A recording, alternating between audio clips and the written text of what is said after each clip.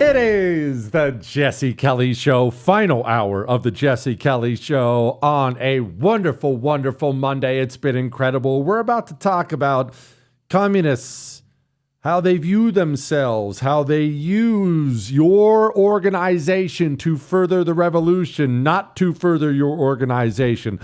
We are going to have a very hard talk after that about Amnesty. The whispers are starting to get louder. We'll talk about that. We'll do some emails. We'll do some other things this hour. But first, I'm going to play something for you.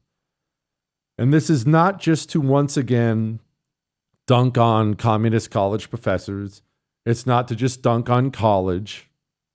What I'm about to play for you, I want this to be a lesson to every single person in corporate America who is listening to me right now.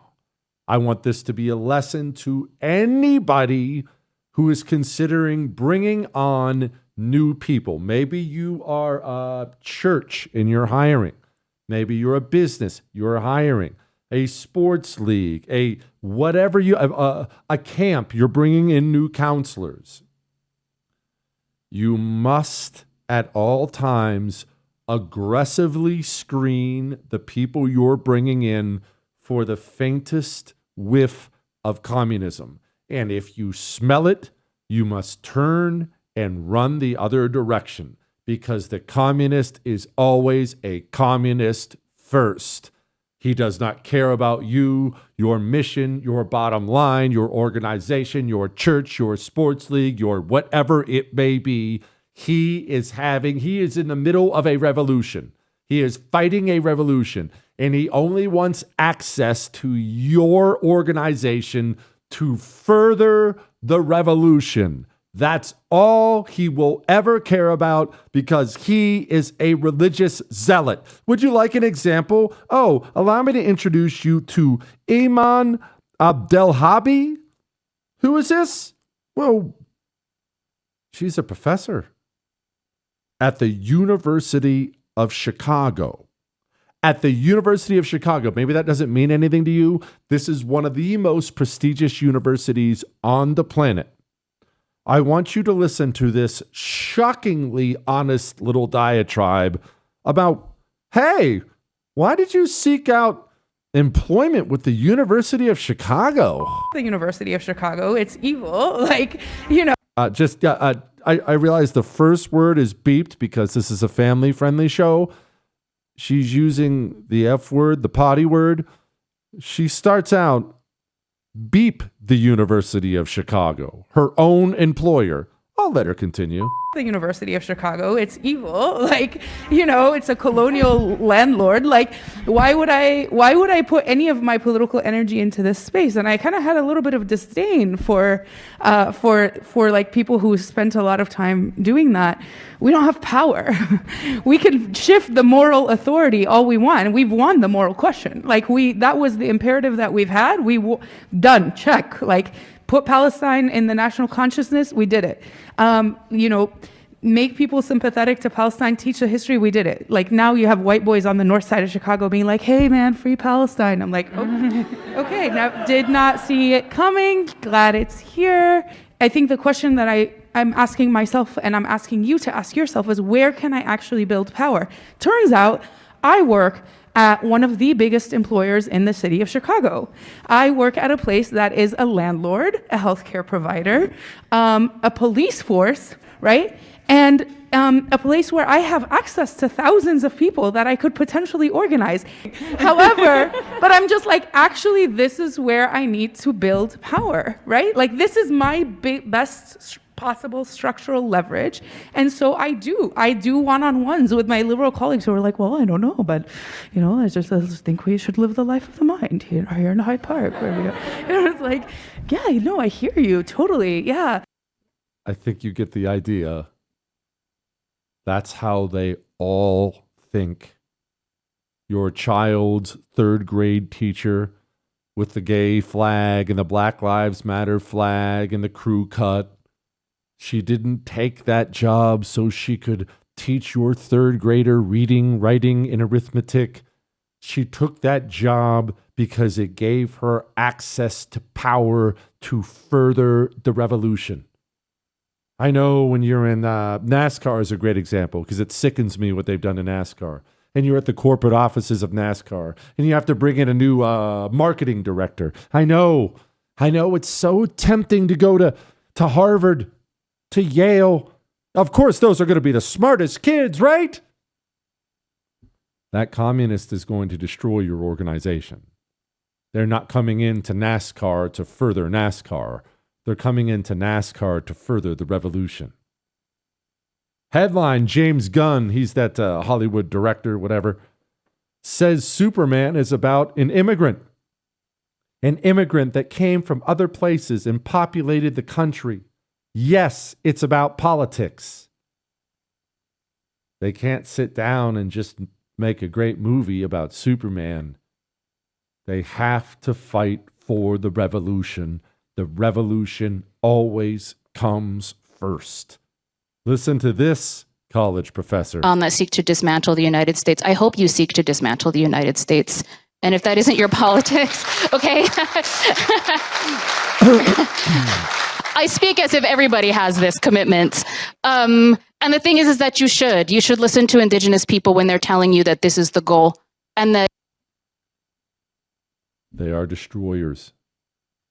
They will do whatever they have to do to worm their way inside of whatever organization you have. Because remember, they exist, at least in their minds, outside of the structures of power. The goal of the communist is to tear down the structures of power. Remember, everything in his mind is evil and wrong, all the existing institutions. So how does he do that? He's an infiltrator. That's why communists historically have been the best spies, far better spies than free people. They're just naturally infiltrators, natural liars. They will worm their way inside of your institution for the purpose of using the power of your institution to further the revolution. And in so doing, they will destroy your institution. This is how they all think. The ones that work in the FBI think the same way. That new youth pastor your church just hired thinks the same way. That little league coach, kindergarten teacher, general in the military, this is how they think. The communist is always a communist first. He never sets aside his religion for anything else. He's only there to push it forward. All right? All right. Now, I want to get to a bunch of emails because I'm behind. But before I get to these emails, we have to have a talk. And I pray that this is the last time we have to have this talk. I don't think it will be, but I pray it's the last time we have to have this talk. Donald Trump got up and spoke over the weekend. And before I play what he said, I've been hearing rumors of this. Donald Trump himself floated something like this out there publicly on social media. There was so much backlash, it was dropped and never brought up again. I got to be honest, I kind of naively thought, okay, he's moved on. I'm not going to do it. You didn't see this because it was 4th of July weekend. Everybody was off celebrating, not nerding out on the news. Did you see when he said this? We're working on legislation right now where farmers, look, they know better. They work with them for years. You had cases where, not here, but just even over the years, where people have worked for on a farm for 14, 15 years, and they get thrown out pretty viciously, and we can't do it. We got to work with the farmers and people that have hotels and leisure properties too. We're going to work with them, and we're going to work very strong and smart, and we're going to put you in charge. We're going to make you responsible, and I think that that's going to make a lot of people happy. We're working on legislation. Those wonderful farm workers, those hospitality workers, of course, he's discussing hotels, restaurants. We're working on legislation. You know what he's saying, don't you? Let me tell you exactly what is happening and why it's happening and the role you and I will have to play to stop it from happening. Next.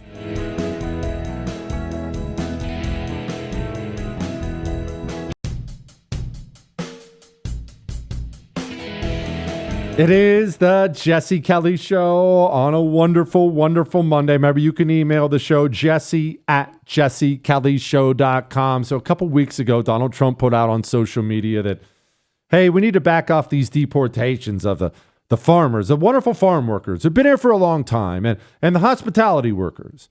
Over the weekend, he gave a speech. No one watched it because it was July 4th weekend, but dropped it out there again, said this. We're working on legislation right now where farmers, look, they know better. They work with them for years. You had cases where, not here, but just even over the years, where people have worked for on a farm for 14, 15 years, and they get thrown out pretty viciously, and we can't do it. We got to work with the farmers and people.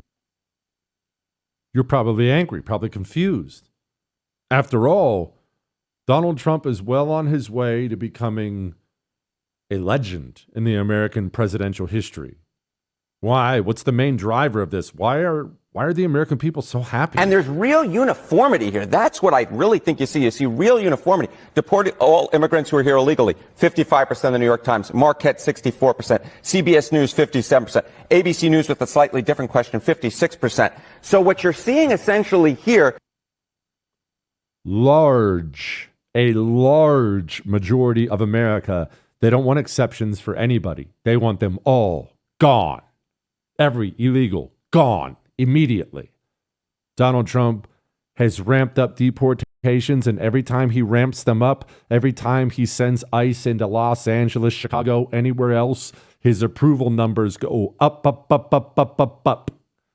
Started even rating construction sites, approval numbers up, restaurants, approval numbers up. The more he deports, the higher his approval numbers go. Now, well, I don't know. I mean, we probably need to do some amnesty of these hospitality workers and the farmers.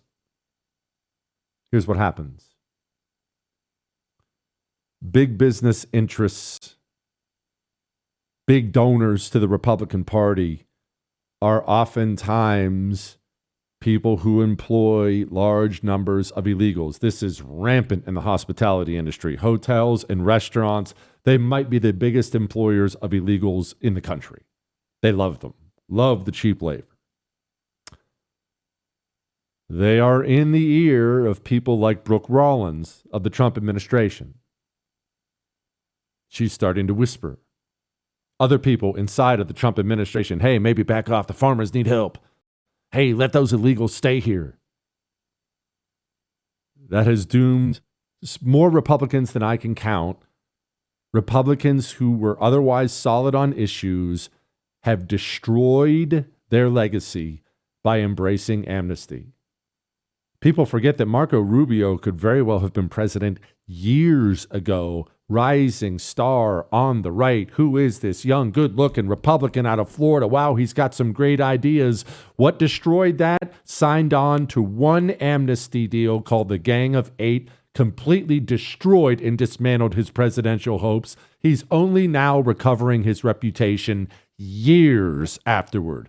I guarantee you, if you got him in a private room, he would tell you it's one of the biggest political mistakes of his life, because he listened to those same big business types. Hey, just let me keep my illegals. Oh, yeah, get the murderers out. Just let me keep my illegals.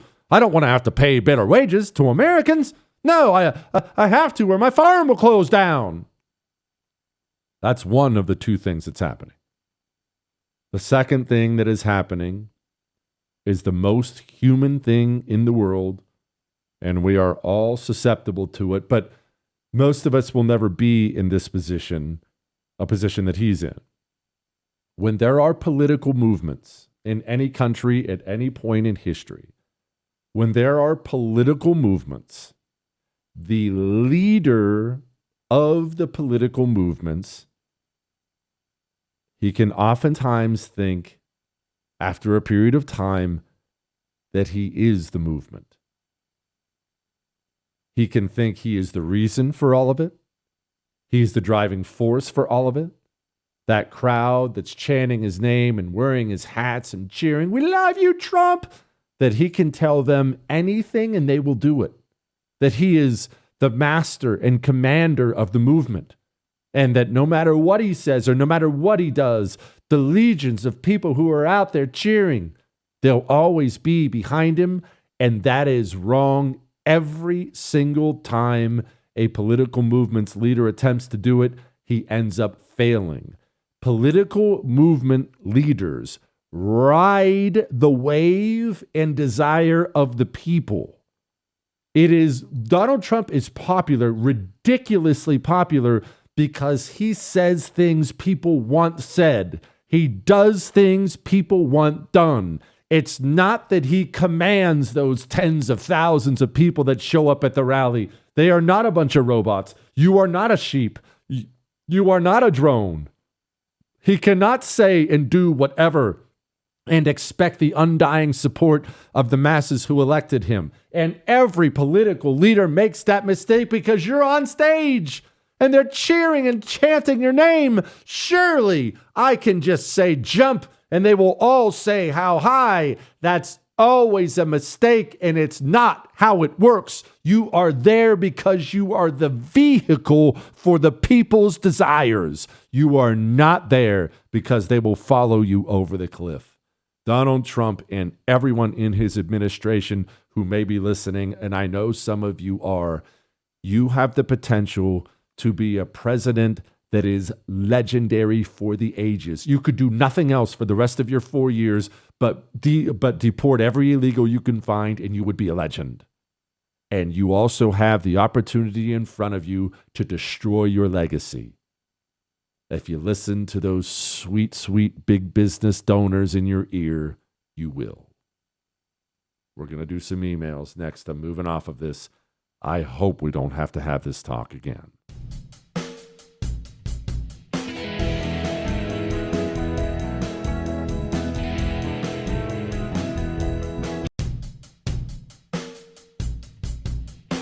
It is the Jesse Kelly Show on an amazing, amazing Monday. Remember, you can email the show, jesse@jessekellyshow.com. One more thing on Amnesty. Hey, Oklahoma. This is your senator. I just want Blood Red Oklahoma to know that this is your senator, affectionately known on this show as Naked Ken Doll Langford. It should have passed. It would have fixed a lot of when he says it should have passed, he's referring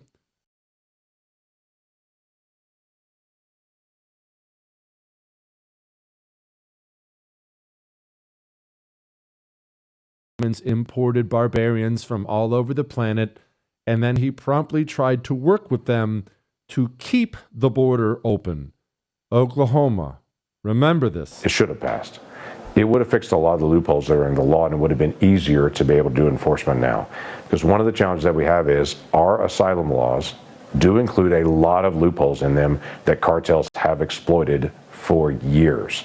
They've become experts in exploiting our law because it's billions of dollars of income to them when they can find those loopholes and gaps.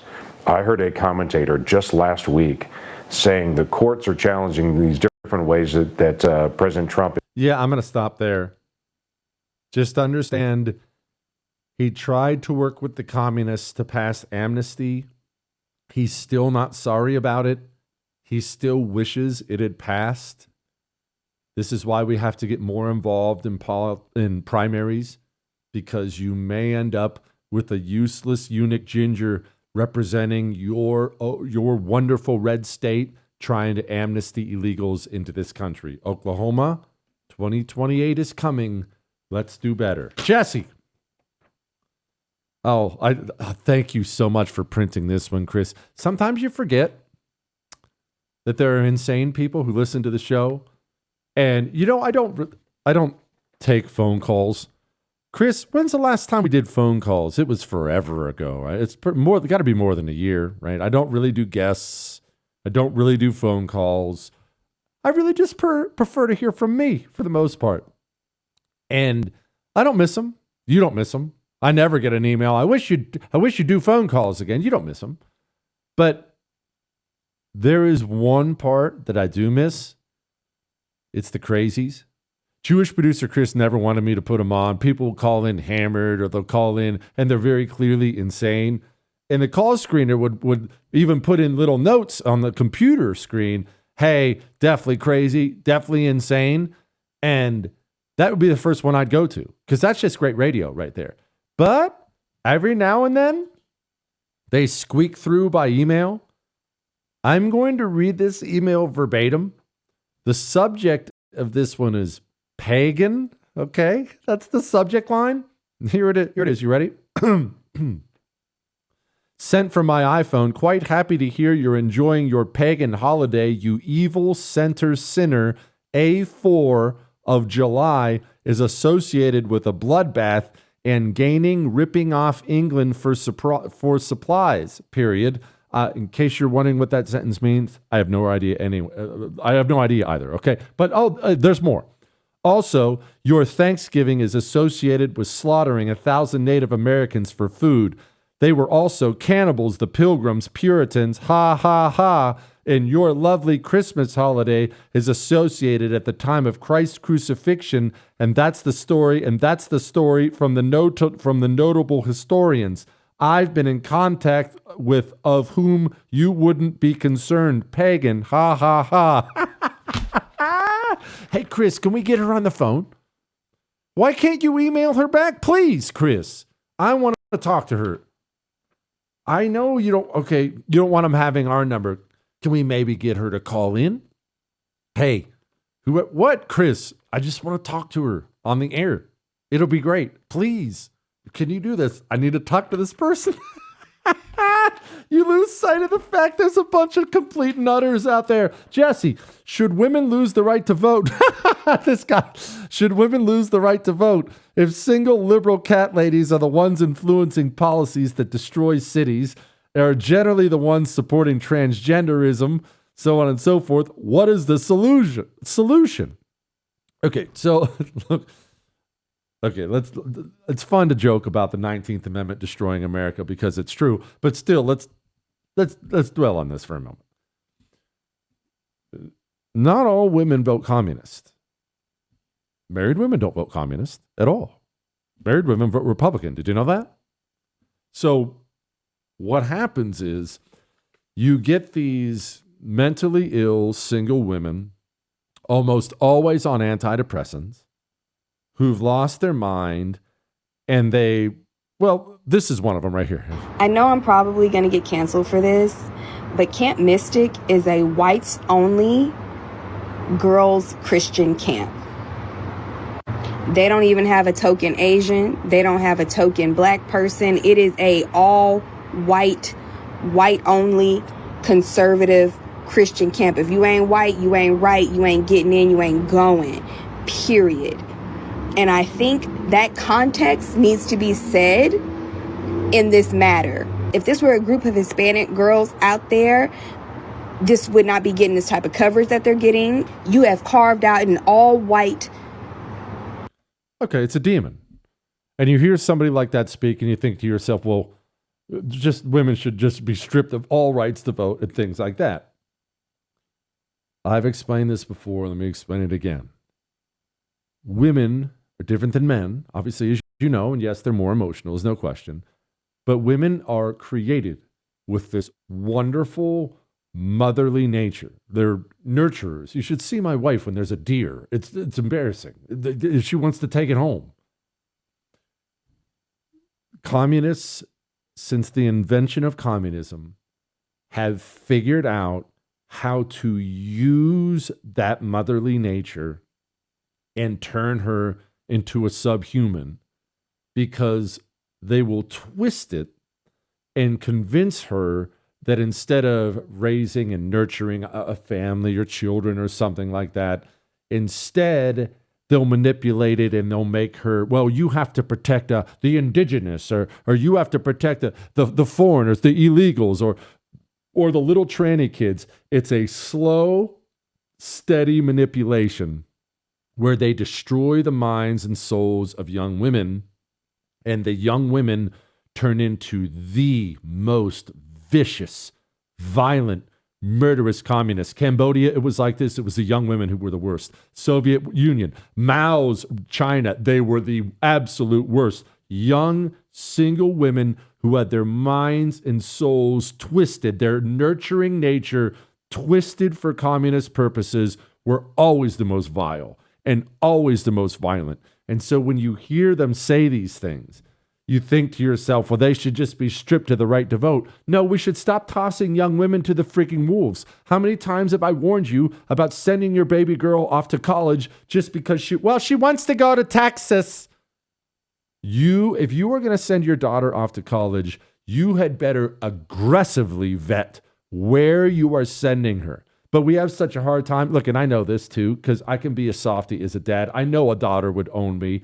She got into Brown University. I have to send her. Well, she's always wanted to go to Tennessee, to university, so I'm going to send her. It's been her favorite. Well, she wants to. She got in. Well, she wants to. Okay. When she comes home, driving a Subaru, lesbianed out, with a bunch of pits in her face, and her hair's half shaved off, and she hates you, and she decided that God's the enemy, and America sucks, you'll be regretting it. They will take her wonderful nature and turn it and twist it into something that is evil. It's what they do to young women. Be careful. That's my whole point.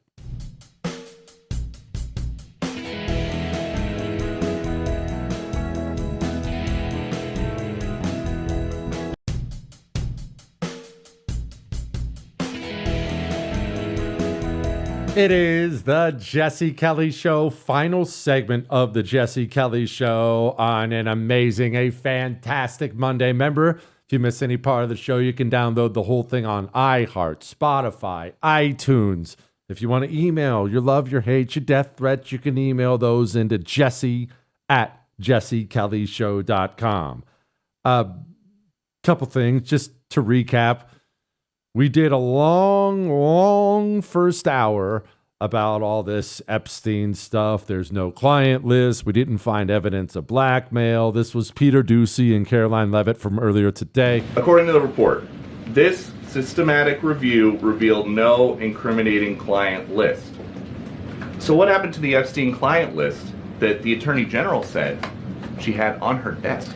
Well, I think if you go back and look at what the Attorney General said in that interview, which was on your network on Fox News. Got the quote. Go ahead. John Roberts said, DOJ may be releasing the list of Jeffrey Epstein's clients. Will that really happen? And she said, it's sitting on my desk right now to review.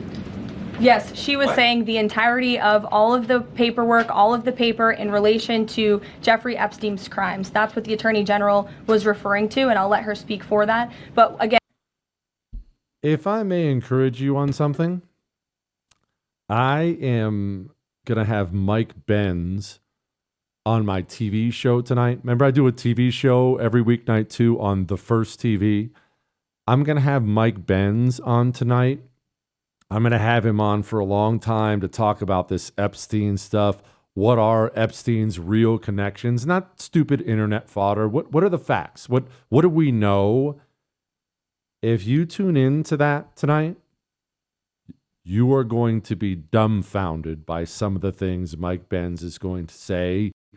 I'd recommend it. Oh, and by the way, if you can't watch it or don't want to watch it, the TV show is also in the same podcast feed. You can see in the podcast feed it's different. We have all 3 hours of the radio show separated, which is still weird. I don't know why they do that. But we have all 3 hours of the radio show separated. And then you'll notice there's like a 4th hour every day. That's my television show. So you can just listen to it. You don't have to watch it, although what an honor it would be for you to watch me. But what Chris, no, seriously, listen to what Mike Benz has to say tonight about Jeffrey Epstein, his CIA connections. You are going to be so much smarter than all of your friends when you show up with that information tomorrow. So just a little tidbit on that. I love this one. This is great. So the communists in the media have a tough road right now. And the tough road is this. The American people are happy. They're happy with the Trump administration. His approval numbers have not dipped the way most presidents have by this point in time.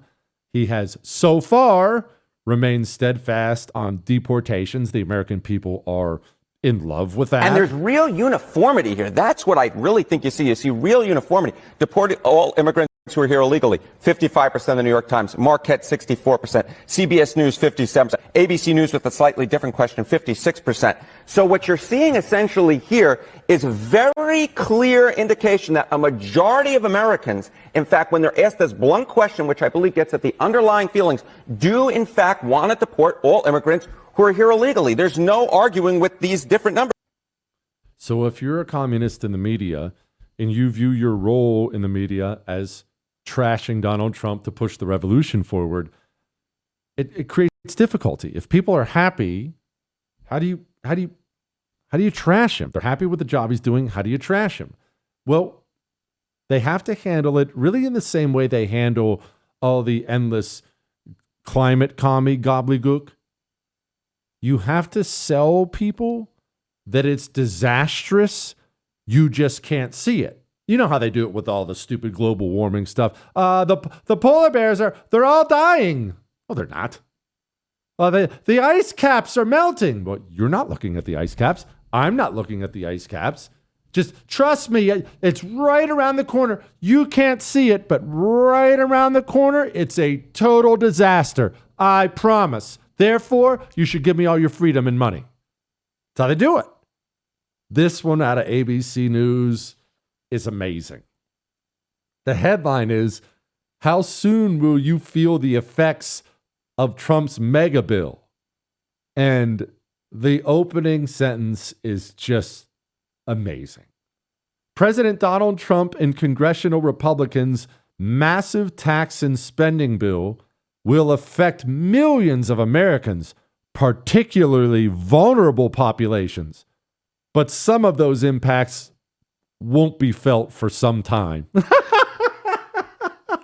Look, I swear, this bill that they passed, it is going to hurt so bad, it's going to destroy your life. You might die, but I mean, not for a while. Not for a while. Just know that it's coming, and you should be mad and scared. Just it'll take a while to get here.